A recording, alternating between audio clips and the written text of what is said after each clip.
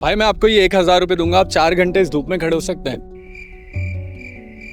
नहीं। बाबा मैं आपको ये 1000 रुपए दूंगा, आप 4 घंटे इस धूप में खड़े हो सकते हैं? नहीं खड़ा हो सकता। 4000 के लिए धूप में कौन खड़ा होगा? दौलत किसी काम में नहीं आएगी, सेहत से बड़ी दौलत नहीं है। 4 घंटे धूप में बंदा मर जाए, पैसा काम नहीं है, क्या करेंगे? नहीं जी। 4 घंटे क्यों? बिल्कुल नहीं। यही सवाल अगर मैं आपसे करूं तो आप भी इस कड़ी धूप में 1000 रुपए के लिए खड़े होने को कभी तैयार नहीं होंगे। लेकिन इसी शहर में, इसी धूप में और इसी तपती जमीन पर कुछ लोग ऐसे भी हैं जो सिर्फ 4 नहीं बल्कि 12-12 घंटे तक खड़े होने के लिए रोज तैयार होते हैं।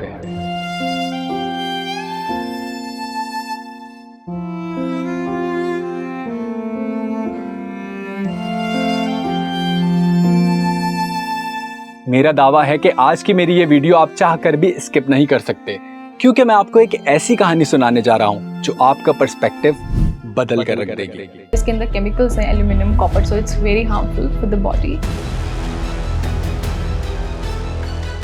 Not only for skin but overall हमारे ऑर्गन्स, ब्रेन है, लंग्स है, लिवर है, इन सब के लिए, स्पेशली बच्चों के लिए। आपको दूर से तो ये बहुत फैसिनेट करते हैं और बहुत अच्छे लगते हैं बच्चे खड़े हुए। वो बच्चे अपनी लिटरली चाइल्डहुड ज़ाया कर रहे हैं। लोगों का रवैया हमारे साथ इतना सही नहीं है। बैठ जाती हूँ, अच्छा नहीं लगता है। ऐसे मतलब खड़ा होगा, पीछे से धक्का होगा, आगे से धक्का।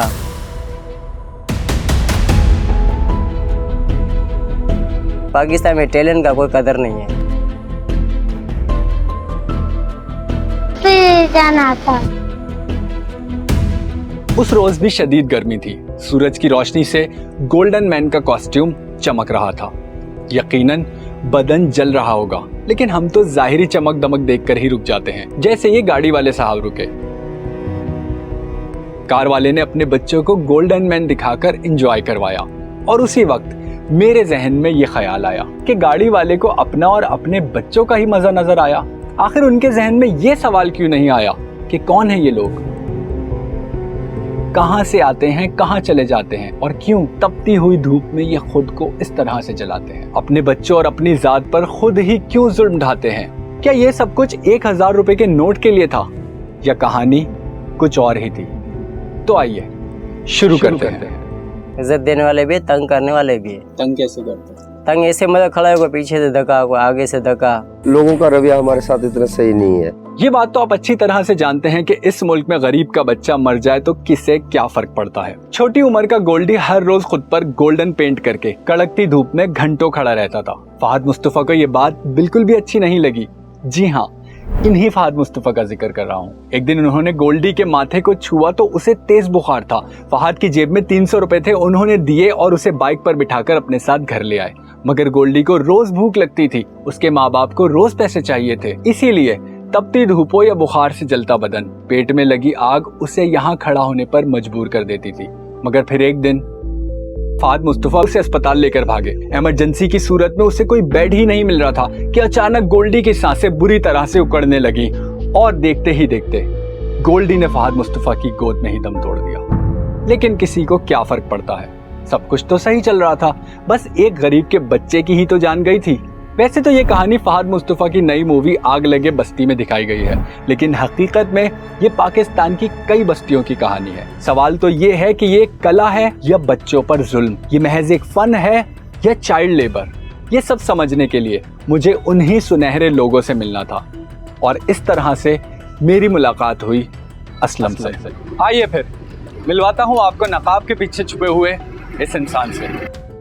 मैं वीडियो देखता रहता हूँ यूट्यूब पे, तो एक बार मुल्क की वीडियो है, इसमें गोल्डन बना हुआ था। मैं भी कोशिश करके ट्राई करता हूँ। मतलब मैं जब खड़ा हुआ शुरू में 2-3 दिन में वैसे बोल लगा मैं नहीं करने का काम, यार मजा नहीं आ रहा है। चेहरे पे कलर करना, स्प्रे का था डब्बा, उसमें केमिकल बहुत है, तो चेहरा बिल्कुल खराब हो जाता है। फिर मैंने सोचा यार अभी घर भी तो देखना है। असलम एक प्रोफेशनल आर्टिस्ट है। घर की जरूरियात को पूरा करने के लिए वो हर सुबह गोल्डन रंग का स्प्रे अपने चेहरे और जिस्म पर लगाता है। झुलसाती हुई धूप में जैकेट, मास्क, हैट और शूज पहनकर घंटों साकित खड़ा रहता है बगैर हिले, और शाम को अगर नसीब ने जोर दिखाया तो 800 या 1000 रुपए लेकर घर जाता है। और अगर किस्मत ने मुंह फेर दिया तो वो भी अपने 4 साल के बेटे से मुंह फेर कर भूखा ही सो जाता है, क्योंकि उसका बच्चा घर जाते ही कहता है, बाबा चीज लाए हो ना। पहली बात है, ये पेंट्स बहुत चीप होता है। इनमें ऐसे प्रोडक्ट्स जैसे निकल, क्रोमियम, कोबाल्ट और लेड जैसे हेवी मेटल्स होते हैं और ये काफ़ी डेंजरस होता है आपकी स्किन के लिए, जो कि आपकी स्किन में रेडनेस, एलर्जीज और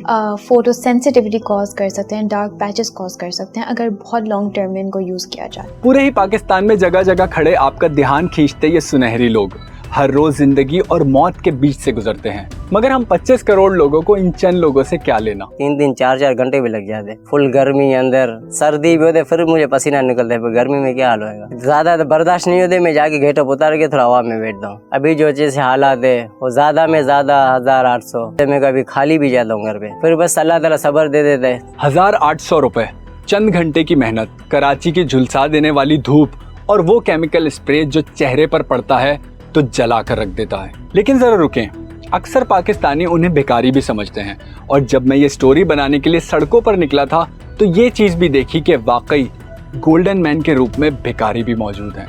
जरा समझिए, ये एक फन है जिसकी वैल्यू हम नहीं समझ सकते और इसमें भिखारियों ने अपनी जगह बना ली है। आखिर ये फन कैसा है, चलिए आपको पाकिस्तान से बाहर ले जाकर समझाता हूँ। क्या आपको पता है कि न्यूयॉर्क के टाइम्स स्क्वायर या लास वेगस के स्ट्रिप पर जो स्ट्रीट परफॉर्मर्स खड़े होते हैं वो एक दिन में कितना कमा लेते हैं? एक दिन में 300 से 500 डॉलर, यानी पाकिस्तानी रुपयों में बात की जाए तो एक दिन के 80,000 से लेकर 1,40,000 रुपए तक। लंदन के कॉवेंट गार्डन में जो परफॉर्मर्स खड़े होते हैं उनकी सालाना आमदनी की बात करूं तो वो 60,000 पाउंड तक पहुंच जाती है। उनके सोशल मीडिया पर भी लाखों फॉलोअर्स हैं और हमारा असलम, उसे मिलते हैं धक्के। इज्जत देने वाले भी, तंग करने वाले भी। तंग कैसे करते हैं? तंग ऐसे मतलब खड़ा होगा, पीछे से धक्का, कोई आगे से धक्का। असलम सिर्फ रोज के 1000 से 800 रुपए इकट्ठे करता है और कभी कभी वो खाली हाथ भी घर जाता है। आप इसे क्या समझकर पैसे देते हैं, भीख या फनकार को उसकी कला का मुआवजा? पाकिस्तान में टैलेंट का कोई कदर नहीं है। मेरा तो खुद का टैलेंट है। जो लोग भीख मांगते हैं, गाड़ी आते, जो आते उसका आगे जाके हाथ फैलाते, ये बहुत गलत चीज है, ना करे। कोई भी कैरेक्टर हो इसकी बदनामी है। अब आपको एक और हकीकत बताता हूँ। पाकिस्तानी हुकूमत के सालाना बजट में आर्ट्स एंड कल्चर के लिए जो रकम मुख्तस होती है वो ओवरऑल जीडीपी का 0.01% से भी कम है। वहीं अगर फ्रांस की बात की जाए तो वो हर साल अपने फनकारों पर 4 अरब यूरो खर्च करते हैं, जर्मनी 5 अरब यूरो से भी ज्यादा। और हम असलम को धक्का मारकर चेक करते हैं कि मुजस्मा हिलता भी है या नहीं। अब आते हैं उस हिस्से पर जिसे आप शायद सुनना नहीं चाहेंगे। ये मेटालिक पेंट्स जो हैं इनको हम कॉस्मेटिक पर्पस के लिए भी यूज़ नहीं करते, और जिस तरह से ये पूरा दिन फेस पे लगाए रखते हैं, बॉडी पे लगाए रखते हैं, तो इसके लॉन्ग टर्म साइड इफेक्ट्स हो सकते हैं। इसके नुकसान बहुत से हो सकते हैं, जैसे कि हो जाता है कॉन्टैक्ट डर्मेटाइटिस। अगर स्किन की बात करें, ठीक है, स्किन हल्की सी जलन हो सकती है, जलने लग सकती है, ठीक है, रेडनेस हो सकती है, बर्निंग जिसको हम जलन बोलेंगे, रेडनेस ज़्यादा से ज़्यादा, दाने निकल सकते हैं। अगर लॉन्ग टर्म रहे तो इन्फेक्शन भी हो सकता है। और हमारे नाइट लाइफस्टाइल के लिए मशहूर इस शहर में रोज रात को 3 मासूम बच्चियां इस रंग से खुद को ढांप कर सड़क के किनारे खड़ी हो जाती हैं। वैसे ये बच्चियां तो रात में वहां खड़ी होती हैं, लेकिन मुल्क भर में ऐसी वीडियोस भी देखने को मिली हैं जहां दोपहर की कड़ी धूप में बच्चों को स्टैच्यू बनाकर खड़ा कर दिया जाता है। कभी माँ बाप मजबूर करते हैं और कभी माफिया। जी हाँ, ये तो आपको पता ही है कि बैगर माफिया इस मुल्क में कितनी ज्यादा आजाद है।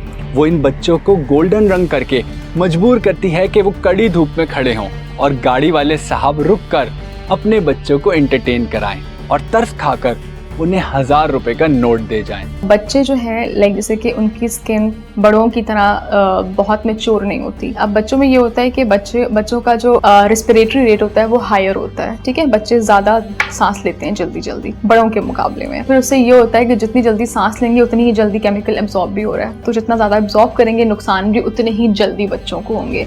कितनी अजीब बात है ना, बैरून मुल्क में फन बेचकर मुआवजा लिया जा रहा है और हमारे मुल्क में सिंपैथी। यही सोच है कि कोई तरस खाकर पैसे दे जाएगा, लेकिन इन पैसों का बड़ा हिस्सा माफिया रख लेती है और जो उन्हें मिलता है वो कुछ % ही होता है। अभी तो शुरुआत है इस गर्मी की जो आजकल आपका जीना हराम कर रही है। कराची में मई और जून के महीनों में यूवी इंडेक्स 11 से 12 तक पहुंच जाता है। ये वो सतह है जिसे आलमी इदारा सेहत ने एक्सट्रीम डेंजर की कैटेगरी में रखा है। और रेशमा इसी धूप में वही केमिकल वाला स्प्रे लगाकर खड़ी रहती है और रात में एक बार फिर से आ जाती है। मेरा गुब्बारा बेचता है। अम्मू ने सोचा था, अम्मी ने सोचा था कि आपको ऐसे गोल्डन मैन बनाते हैं? अम्मी ने स्कूल पे जाना था, मेरा अब्बू का कार्ड नहीं निकला हुआ है, आने का दिल नहीं होता है, गुल लेके आ जाते हैं, मजबूरी में बेचना पड़ता। हमारे बंदे बोलते हैं हमको 50 का दे दे, हम देते नहीं उसको। रेशमा, जोया, हैना और खुली सड़क पर अपनी माँ की गोद में लेटा हुआ 10 माह का नन्हा मुकेश। अगर आप बच्चे हैं या खुद बच्चों वाले हैं, जरा सोच कर देखें। 8 साल, 5 साल और 3.5 साल, ये वो उम्र है जब बच्चे स्कूल में रंग बिरंगी किताबों और घर पर रंग बिरंगे खिलौनों से खेलते हैं, लेकिन ये बच्चे रोजाना सिर्फ एक ही रंग देखते हैं। जानते हैं कौन सा? गोल्डन। आपने अक्सर देखा होगा कि बच्चे बाहर ये स्प्रे पेंट करके लगा देते हैं, क्योंकि इतनी धूप का एक्सपोजर होता है बहुत लंबे टाइम के लिए, तो धूप की वजह से उन केमिकल्स का बर्न होना they can cause sensitivity in the skin. इन बच्चों की जिंदगी में शायद इंतजार का लफ्ज बहुत ही ज्यादा है। ये बच्चे रोजाना इंतजार करते हैं अपने वालिद के शनाख्ती कार्ड बनने का, किसी से 500 या 1000 का नोट मिलने का, स्कूल जाने का इंतजार और मशहूर होने का इंतजार। बस इंतजार। नींद आते फिर भी बैठ जाते हैं, खड़े भी हो जाते हैं, हम बहुत थक जाते हैं, 1 बजे चले जाते हैं। रात के 1 बजे एक 8 साल की बच्ची और उसकी माँ सड़क के किनारे, जबकि हम रात के 1 बजे नेटफ्लिक्स पर कोई सीरीज देख रहे हैं या इंस्टाग्राम की रील्स में गुम हैं या किसी ओवरसीज इन्फ्लुएंसर को फॉलो कर रहे हैं या गोल्डन आवर में अपनी एस्थेटिक फोटोज ले रहे हैं। अरे गोल्डन आवर्स में फोटोज तो हम भी लेते हैं, लेकिन इस गोल्डन गर्ल का क्या जो इस वक्त भी वहाँ पर खड़ी होगी? मैं मजबूरी में बैठी रहती हूँ, किसी के आगे भीख नहीं मांगती हूँ, जो भी मिलता है 100 मिले, 150 मिले, 200 मिले, वही मेरे बच्चों का गुजारा मैं कर लेती हूँ। मेरा मियाँ है वो गुब्बारे उब्बारे बेच के, खिलौने बेच के उसमें हम घर चलाते, किराए का मकान है। 2 घंटे भी खड़ा हो सकता हूँ, अब कोई आ गया वो बच्चा ले गए, बस के सेल्फी बना फिर मिलता रहता हूँ, नहीं तो मैं खड़ा रहता हूँ। अपने बच्चों को कभी बन के दिखाया कैरेक्टर? नहीं कभी भी नहीं, क्यों मैं जब कर रहा हूँ मुझे पता है ना क्या है क्या नहीं है, अच्छा नहीं लगता है। जब देखेंगे वो लोग क्या सोचेंगे। असलम तो कहता है कि उसे ये काम अच्छा नहीं लगता, उसे खुद अपने बच्चों के सामने आने से शर्म आती है, लेकिन वो फिर भी करता है। जानते हैं क्यों? क्योंकि उसके पास फन है, लेकिन फन को खरीदने वाला कोई नहीं। असलम आग के साथ स्टंट करता है, वो प्रोफेशनल डांसर भी है, घंटों तक बगैर हिले एक मुजस्मा बनकर खड़ा रह सकता है। पता है, अगर असलम लंदन में होता या न्यूयॉर्क में तो शायद आज उसके पास लाखों फॉलोअर्स होते, उसका यूट्यूब भी मोनेटाइज होता, कोई इवेंट्स कंपनी उसे बाइज्जत मुआवजे पर हायर भी कर चुकी होती, अरे उसकी परफॉर्मेंसेस के टिकट बिक रहे होते और वो माला माल होता। लेकिन ऐसा नहीं है, क्योंकि वो कराची में है और यहाँ इस फन का बेगर्स माफिया में मिक्स हो गया है। दुनिया भर में अब स्ट्रीट परफॉर्मेंसेस एक बाकायदा इंडस्ट्री बन चुकी है। ऑस्ट्रेलिया में इन स्ट्रीट आर्टिस्टों के लिए सरकार लाइसेंसिंग सिस्टम फराहम करती है। इन्हें मखसूस मकामात मिलते हैं जहां हुकूमत खुद इनकी हिफाजत करती है। अगर अमेरिका की बात की जाए तो 2022 की एक रिपोर्ट के मुताबिक स्ट्रीट परफॉर्मेंसेस इंडस्ट्री की सालाना मालियत $3 अरब से भी ज्यादा है और यहाँ अभी तक स्ट्रीट आर्टिस्ट को लोग भिखारी समझते हैं और भिखारी को स्ट्रीट आर्टिस्ट, जो कड़ी धूप में खड़े होकर न सिर्फ खुद पर बल्कि अपने बच्चों पर भी जुल्म कर रहे हैं। क्योंकि बैरून मुल्क में इस तरह के गोल्डन मैन या सिल्वर मैन बनने वालों के सर पर छपरा होता है, यानी वो खुद भी और उनकी हुकूमतें भी उनकी सेहत के लिए काफी ज्यादा फिक्रमंद हैं और हमारी हुकूमत उसे गरीब की सेहत की परवाह ही नहीं। अगर ऐसा होता तो यूनिवर्सिटी रोड का ये हाल नहीं होता। खैर, बात कहीं से कहीं निकल जाएगी। हम जाहिल हैं, हम क्योंकि खेती बाड़ी लगाते थे उसमें नहीं पढ़ लिख सके। यही बात नहीं, यही बोल रही मेरे बच्चे पढ़े लिखे। मेरे बच्चे पढ़े लिखें, ये थी एक अनपढ़ माँ की सबसे पढ़ी लिखी ख्वाहिश। लेकिन इसका ख्वाब वही है जो पढ़े लिखे पेरेंट्स का होता है। वो चाहती है कि उसके बच्चे पढ़े लिखें। कोई माँ बाप ये नहीं चाहता कि उनकी गलतियां उनके बच्चे दोहराएं। और रेशमा, वो तो खुद पढ़ना चाहती है, स्कूल जाना चाहती है, रंग बिरंगी किताबों वाली दुनिया में खो जाना चाहती है। पाकिस्तान में एक सरकारी रिपोर्ट के मुताबिक तकरीबन 2.5 करोड़ बच्चे स्कूल से बाहर हैं। और आप जानते हैं, रेशमा और उसकी छोटी बहन जोया उन्हीं में से एक हैं। लेकिन किसी एक की कहानी भी अगर गौर से सुने तो शायद 2.5 करोड़ का दर्द समझ आ सके। किसी पर जुल्म करना वाकई एक बहुत बड़ा गुनाह है, लेकिन जुल्म देखकर गुजर जाना वो भी एक बहुत बड़ा गुनाह है। तो जब मैंने इस आदमी और इनके बच्चों को खुद को गोल्डन रंग में लिपेट कर कड़ी धूप में खड़ा हुआ देखा तो मैं गुजरा नहीं बल्कि रुक गया, क्योंकि थिंग का यही नैरेटिव है, उस चिड़िया की तरह काम करना जो हजरत इब्राहीम अलैहिस्सलाम को आग में डालने पर अपनी चोंच से आग बुझाने की कोशिश कर रही थी। उसकी यही अदा अल्लाह को पसंद आई। पूरे ही पाकिस्तान में जिस तरह से ये बच्चे और बड़े खुद को धूप में जलाकर ये जुल्म कर रहे हैं, ये इंसानियत के सरासर खिलाफ है। इन पर तरस खाकर 1000 रुपए देने वालों में मैं भी शामिल हो सकता था, लेकिन मैंने ये रास्ता चुना। ऐसा कंटेंट बनाने का सोचा जो इक्तिदार के ऐवानों में गूंजे और इन्हें कोई शेल्टर फराहम कर सके, फनकार को उसका हक मिले और इनमें छुपे हुए बैगर माफिया को सजा। जज़ाकल्लाह।